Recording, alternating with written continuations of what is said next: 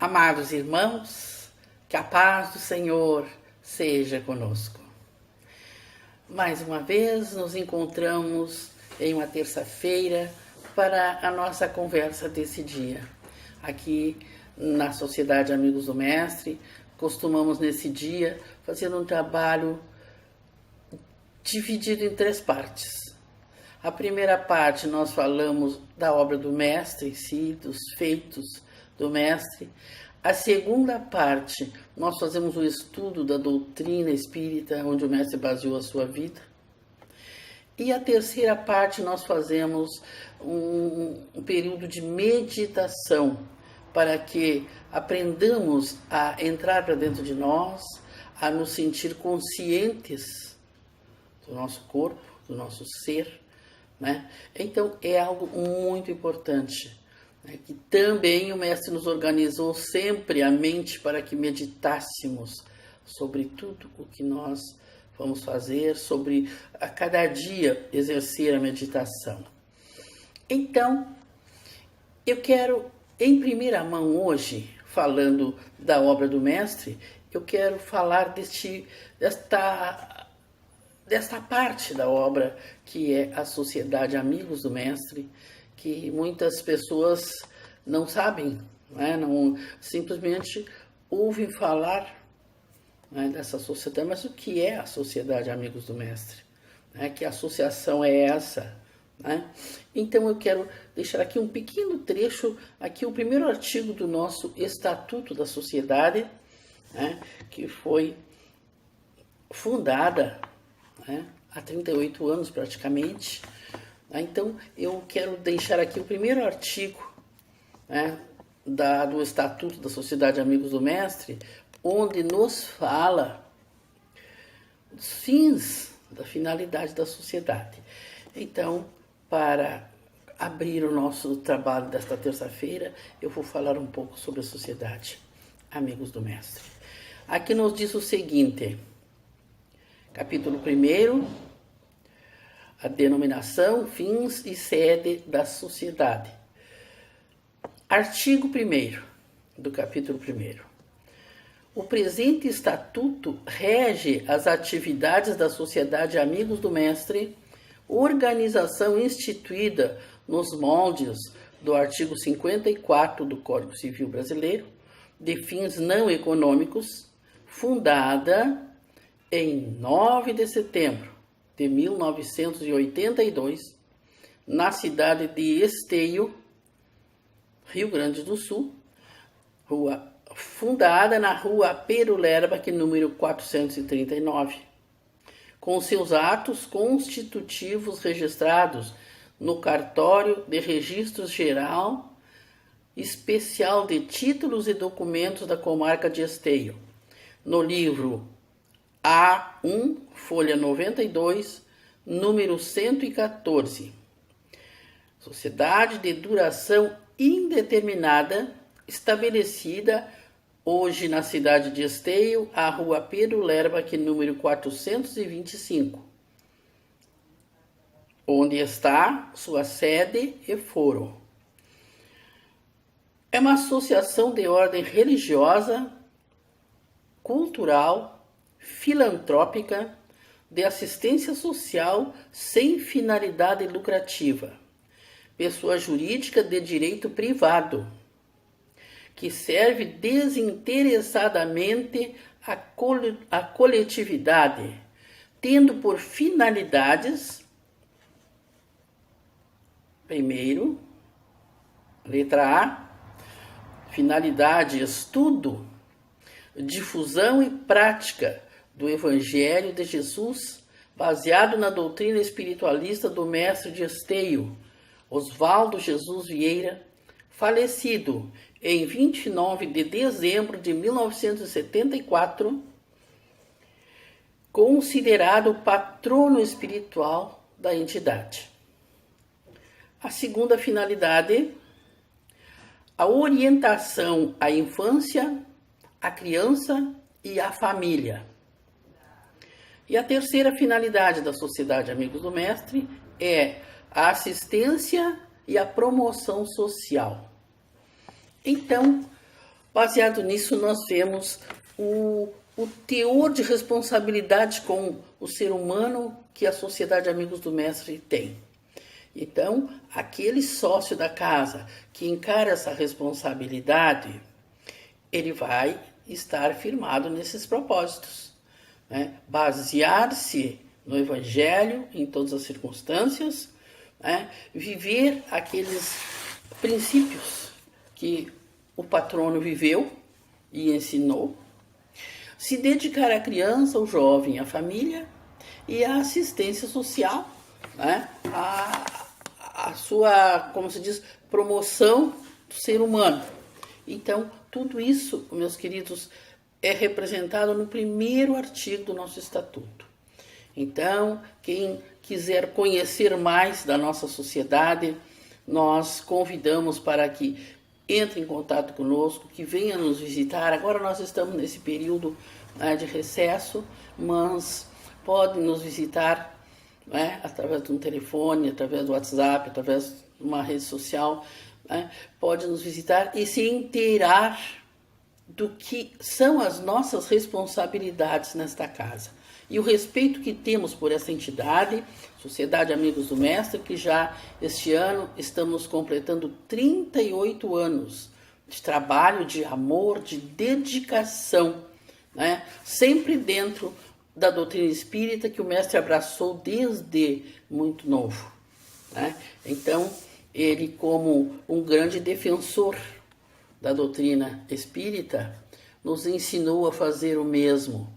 Então vamos trabalhar com muito amor e carinho este respeito pela nossa sociedade, este respeito pela obra, que é uma parte daquilo que o Mestre deixou para nós e que nós buscamos cultivar com amor, com respeito e caridade pelo nosso próximo. Então agora eu quero deixar aqui, como fazemos sempre, o estudo da doutrina espírita nas terças-feiras. Eu quero encontrar aqui no Evangelho segundo o Espiritismo uma parte muito importante que nos fala sobre a autoridade da doutrina espírita. Nos diz o seguinte: se a doutrina espírita fosse uma concessão puramente humana, ela não teria por garantia senão as luzes daquele que a tivesse concebido. Ora, ninguém neste mundo teria a pretensão fundada de possuir só para si a verdade absoluta. Imaginemos nós como um ser humano vai possuir a verdade absoluta. Não existe, né, essa possibilidade. E nos diz ainda, se os espíritos que revelaram a doutrina, tivessem se manifestado a um único homem, nada lhe garantiria a origem, porque seria preciso crer somente na palavra de quem dissesse ter recebido esses ensinamentos.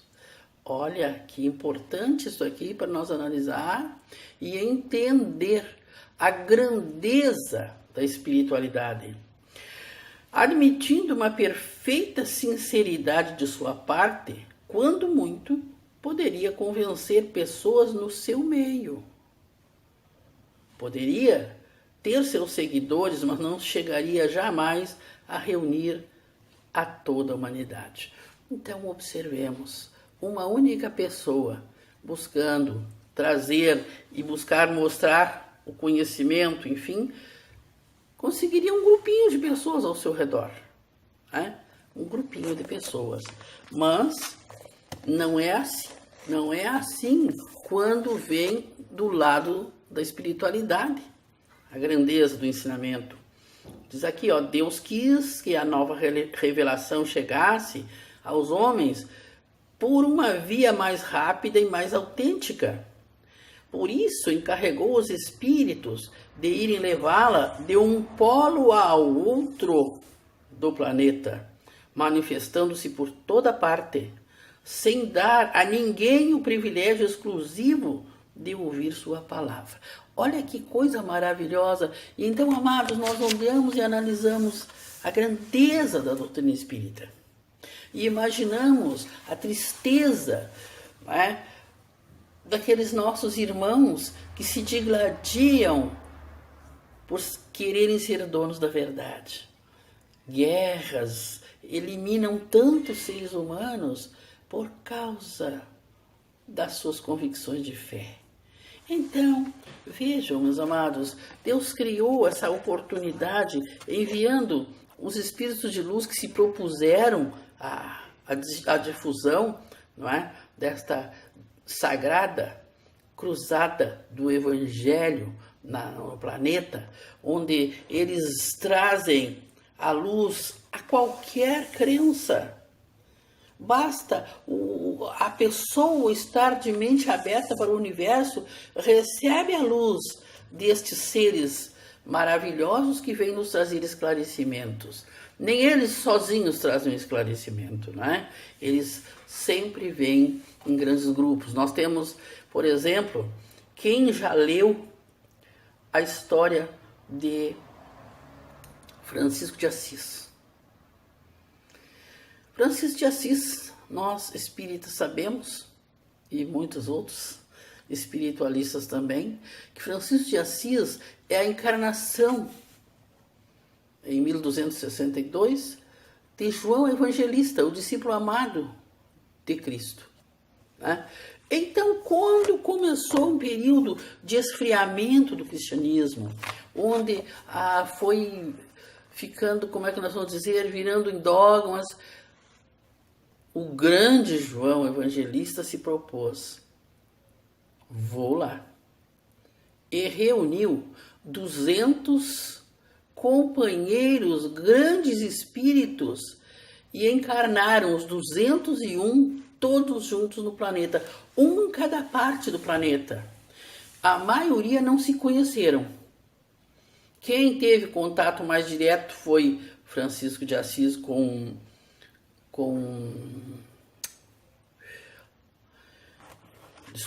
desculpem que já vai vir o nome dela, da sua companheira de fé, mas o Antônio de Pádua, né? E então foram poucos os que se reuniram, que se encontraram por aqui, mas eles encarnaram no planeta inteiro, né? Por quê? Porque a divindade não privilegia um espaço deste planeta escola, não privilegia. A divindade faz com que se expanda o conhecimento da espiritualidade, né? Se expanda. E nesta expansão é que esses grandes luminares decidem vir, né? Vir e fazer o que precisa ser feito para a melhoria do planeta, né? Então, nós vamos... Santa Clara, lembrei. Santa Clara de Assis. Francisco de Assis e Clara de Assis foram os que tiveram mais contato, não é? Mais trabalharam juntos nessa jornada desses 201 que desceram juntos para, no século XIII da nossa era, para reaquecer, reativar a fogueira do amor de Cristo que estava na tendência de se apagar no planeta. Então, o que se confirma aqui, quando nos diz que o Pai encarregou os espíritos de irem levá-la de um polo a outro do planeta, manifestando-se por toda parte, sem dar a ninguém o privilégio exclusivo de ouvir a sua palavra. Vocês viram? A ninguém. Todos nós somos dignos de ouvir os conhecimentos da espiritualidade e todos nós temos o dever de divulgar os conhecimentos da vida espiritual. Então, um homem pode ser enganado, pode enganar a si mesmo, mas isso não ocorreria quando milhões veem e ouvem a mesma coisa. Olha só, veem e ouvem a mesma coisa. Lembramos aqui do Pentecostes. Nós já falamos há poucos dias sobre aquela passagem maravilhosa. Quando, né, os discípulos estavam fervorosamente orando. Né? E o que aconteceu? Caíram sobre eles línguas como que de fogo. E eles ficaram possuídos do Espírito Santo. E naquela multidão de pessoas que com eles estavam, eles começaram a falar, diz ali no Evangelho, em outras línguas. Né?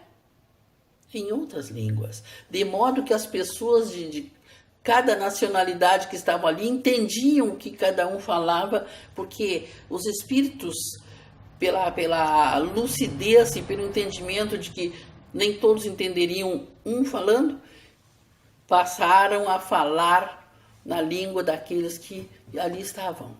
E então houve um entendimento geral daquela palavra que estava sendo trazida. Então vejam que coisa linda, meus queridos, quando nós confiamos na espiritualidade, quando nós nos entregamos a esse trabalho, como os apóstolos fizeram. Né? Eis-me aqui, Senhor, que disse Maria.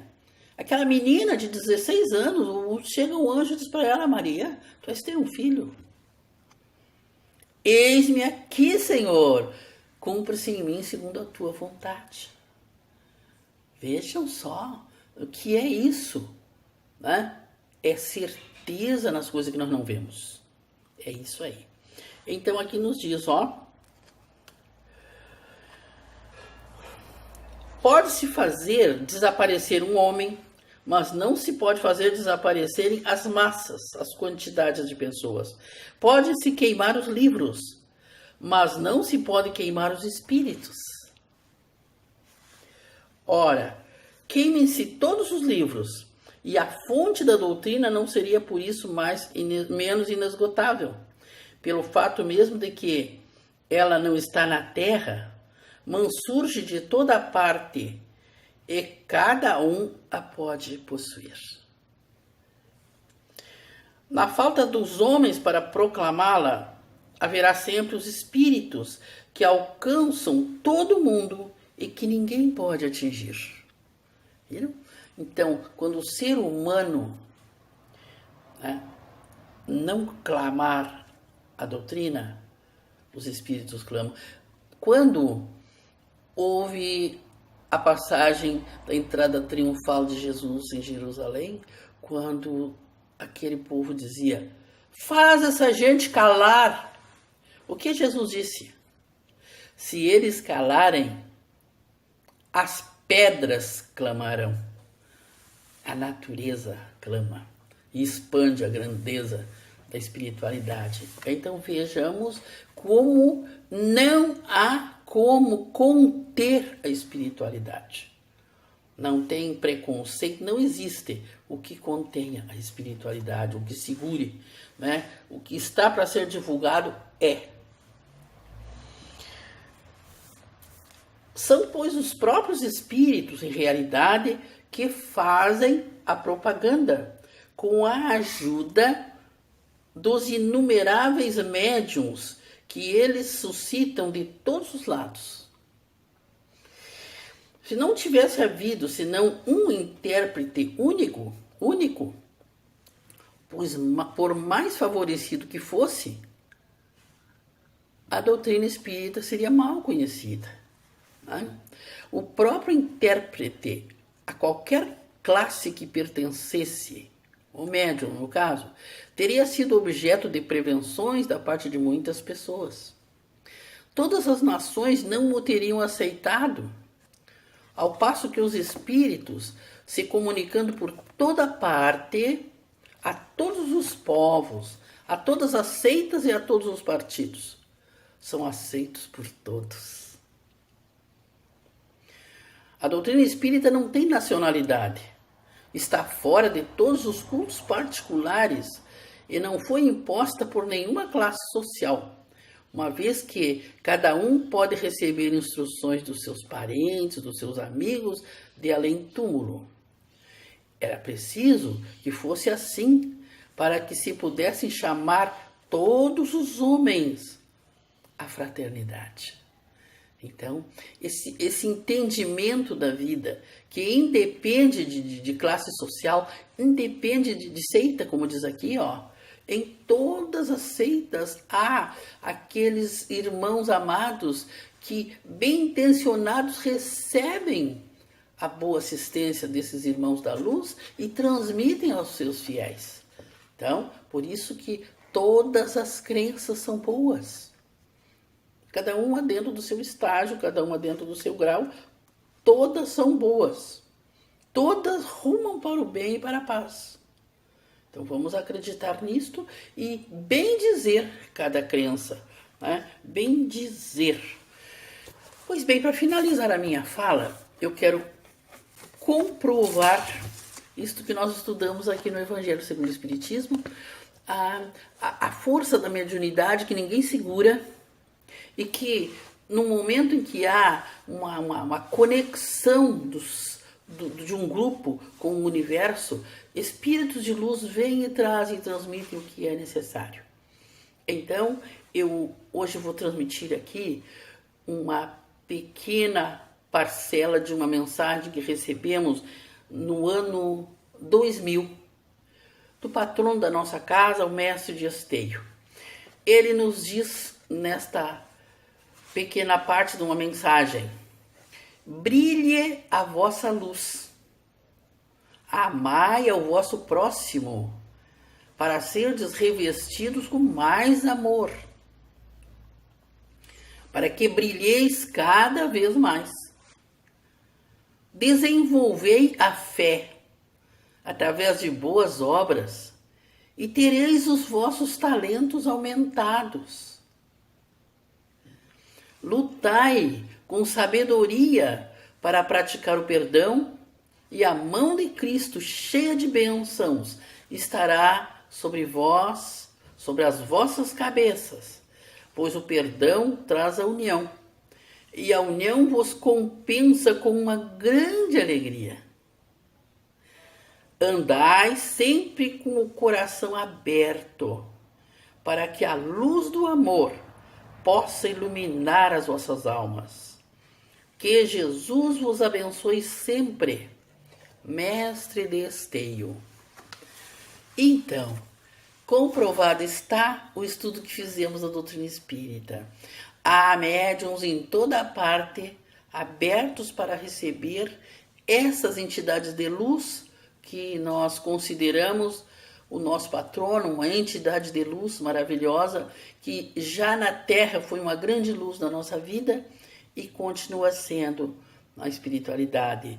Então, para fechar esse trabalho, eu trouxe esta bela mensagem do nosso amado mestre, nos comprovando que realmente a vida permanece, a vida flui vida para aqui, para nós nessa terra, através da mediunidade dos companheiros de jornada que, bem intencionados, conectam-se com a espiritualidade maior.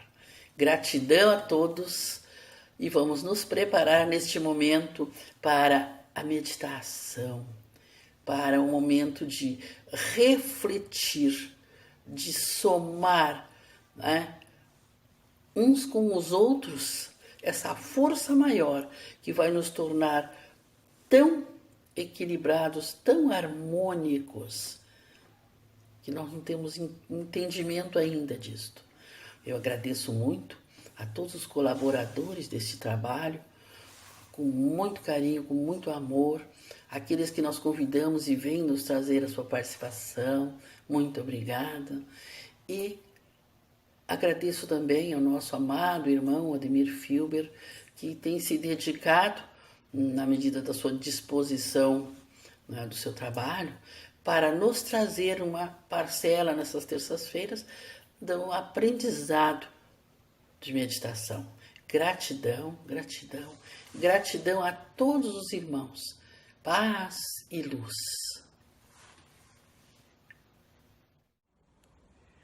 Bom, gente,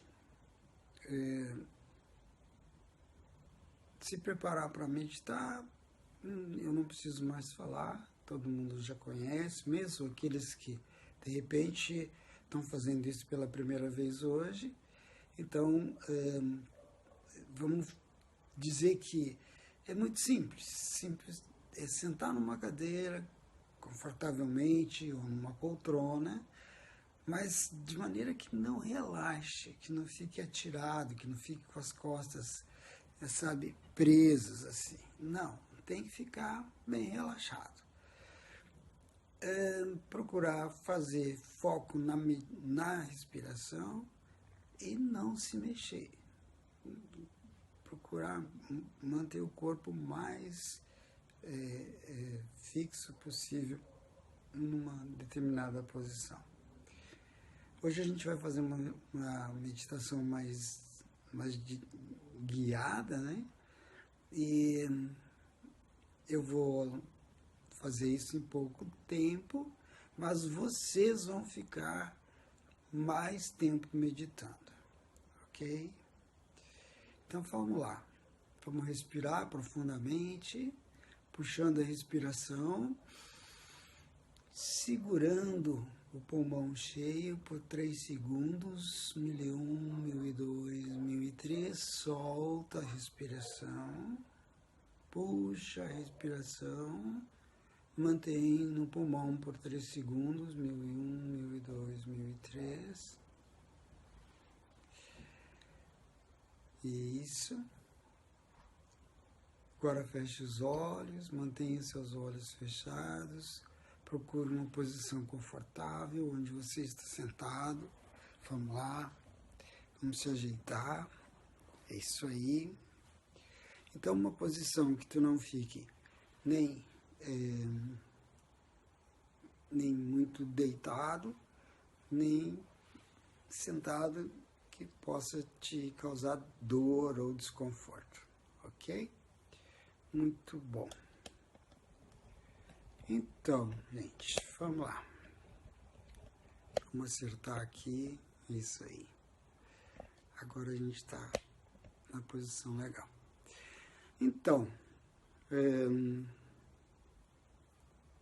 nessa posição agora, nessa condição, com os olhos fechados, vamos trabalhando a respiração e mantendo o foco na respiração. Imaginem-se agora pequeninos como um grão de arroz.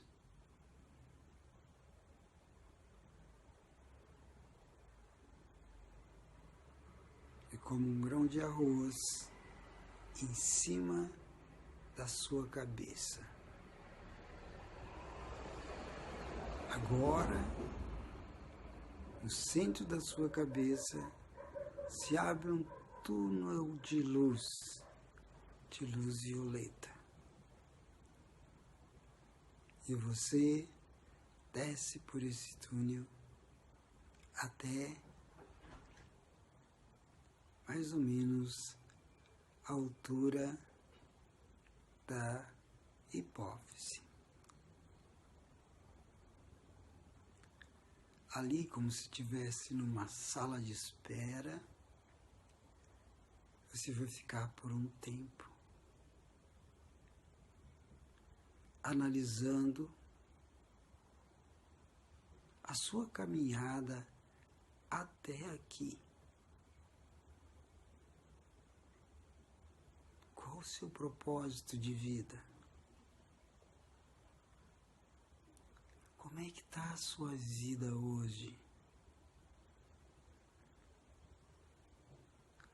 O que você tem feito para se tornar o verdadeiro Filho de Deus?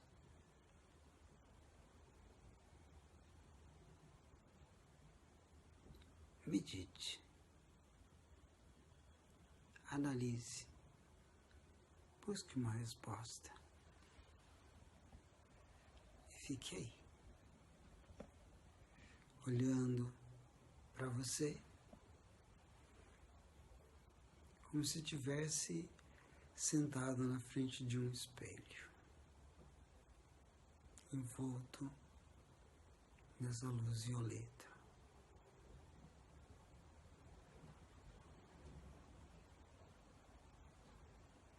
Questione.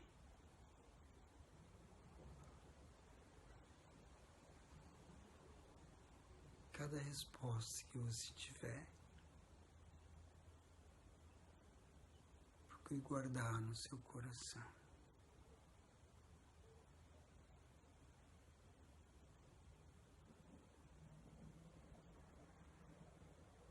Fique nessa condição por mais ou menos 5 minutos.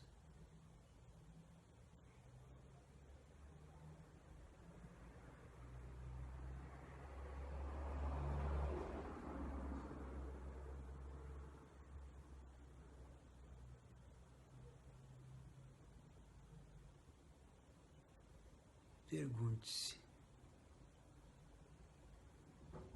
por que a minha vida está como está?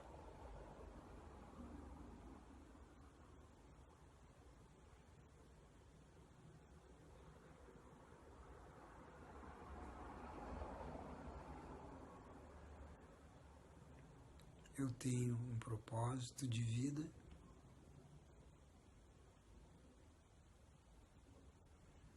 O que tenho feito para alcançar esse propósito de vida?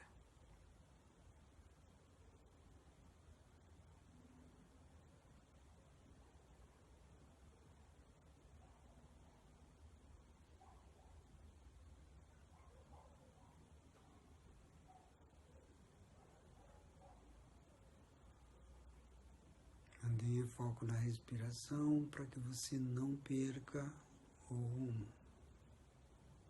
Toda vez que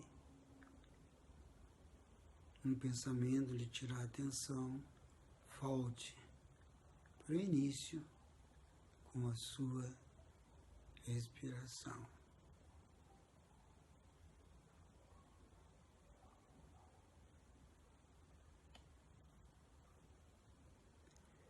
Mantenha-se no comando.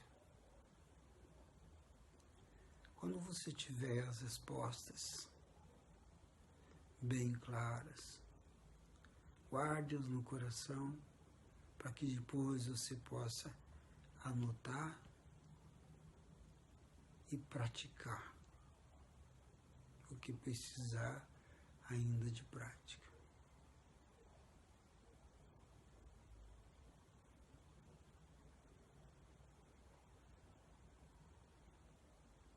Banhe-se nessa luz violeta que envolve todo o seu corpo.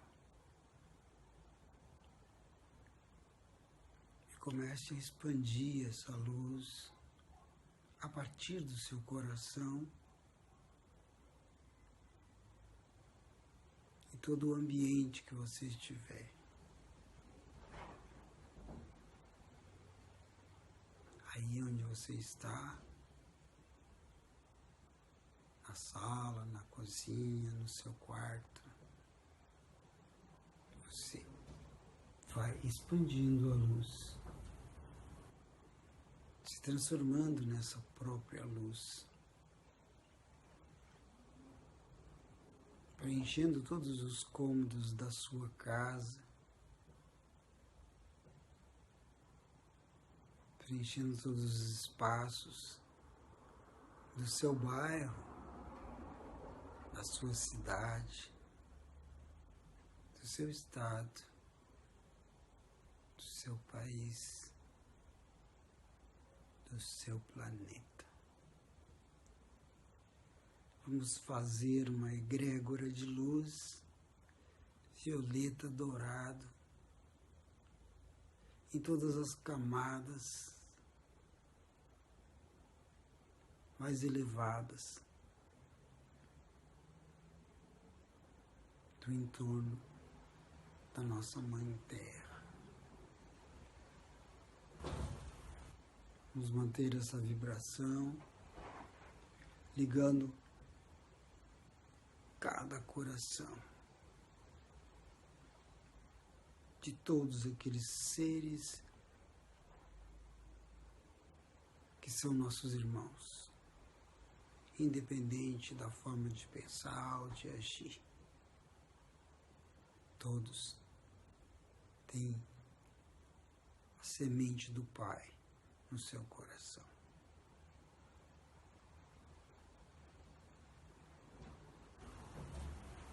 Permitam que essa luz se expanda cada vez mais, até que tudo se transforme numa paz. uma paz duradoura. E curtam essa paz. Relaxem nessa paz.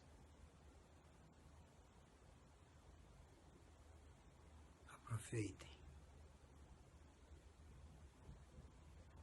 E relaxem nessa paz.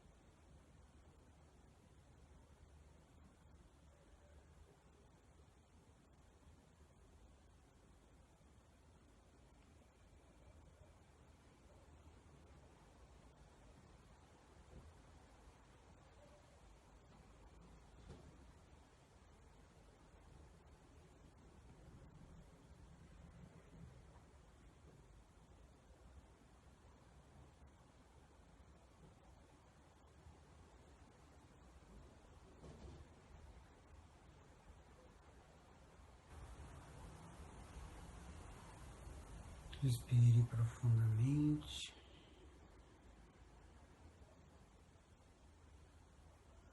E agora, vibrando nessa luz violeta, vamos voltar até o topo da nossa cabeça, pequeninos como um grão de arroz. Lá em cima, seguros, esse tubo de luz se fecha e nos vemos novamente sentados no nosso corpo normal.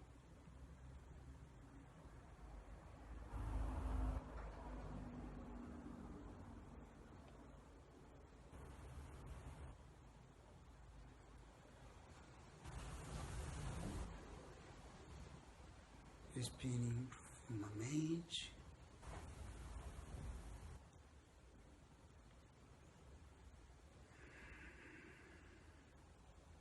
Voltem para o seu corpo, abrindo seus olhos e agradecendo ao grande Senhor do Universo.